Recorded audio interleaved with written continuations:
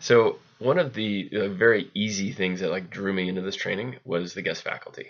And I'll just admit, like it was a total ego-driven desire. Like I wanted to learn from the greats, from all these people whose books I'd read, Tim Kelly, Bill Plotkin, Joanna Macy, Steve McIntosh, Terry Patton, like these heavyweights, like literally the world's broadest thinkers, like deepest spirits, most creative pioneers in the realms of human awakening.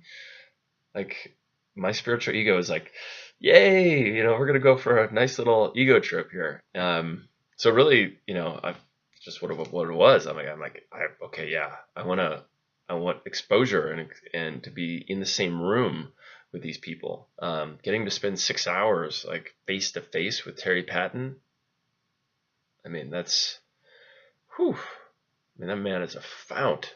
I mean, he's got like this like Bill Clinton type command of the facts.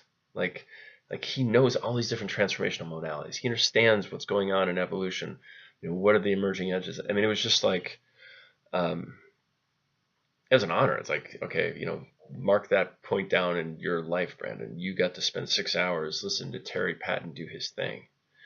Um, and specifically, it's not just Terry's wisdom that was so transformative for me, but um, he exposed me to trans-rational prayer, or what in PGI we call soul-centered prayer, um, where uh, it's different than kind of institutional prayer, where you just say, God, this, give me that, or I'm sorry and please give me the strength type thing, because it includes an understanding of evolution, meaning like it doesn't I don't have to forfeit my intellect to engage in this practice, which is why Terry calls it trans-rational prayer. Like I can bring the enlightenment with me and still have a second person relationship to mystery, to my purpose, to God, and not have to like abandon um, the gifts of the Western intellectual tradition. Like I could actually step into it. And that was the first time I'd really experienced that. And now,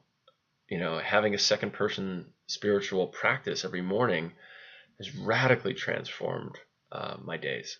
Um, it's, it reinstills a sense of mystery and connection and wonder. Um, yeah, it's actually one of the things I look forward to most in the morning. And Terry's just one person. I mean, also getting a chance to spend time with Joanna Macy. I mean, she's a living elder. That was a total honor. And to read her work and to have her kind of provide the contours and the nuances of her life experience living on purpose for like 6 decades. There aren't that many people who have followed their gift in that way. Maybe there's a couple dozen in the whole world that literally have lived a purpose-driven, soul-infused life their entire lives. Um, so to be in the presence of that was truly amazing.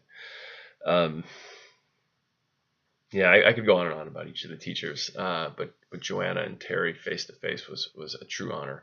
Also, being with Tim Kelly face to face was like, I mean, this man. Um, I mean, his background is math and like it's the sciences. He went to MIT, so he thinks about purpose with such granularity and with such specificity of speech, like making these very subtle, sharp distinctions. Like, okay, that's what that is, but it's not what this is. And I mean, he's got an uncommon intellect, and it's hyper focused on purpose. And uh, yeah, it's literally like a laser. Like you take this thing that means a bunch of things to a bunch of different people. It's like happiness or like life. These big words that could mean everything. And Tim just goes in there and it's like cuts it up, pop, pop, pop, pop, pop, pop.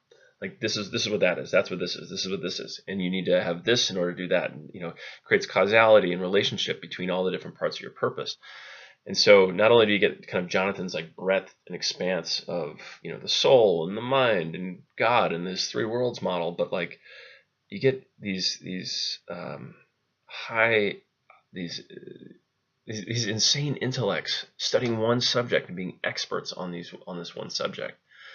So being in the room with Tim is like, you know, it's like, I've got this image of like, in, like when the internet first came out, there's something about like, bits and bytes just coming at you, like ones and zeros. And that's kind of what it is to be with Tim on the subject of purpose.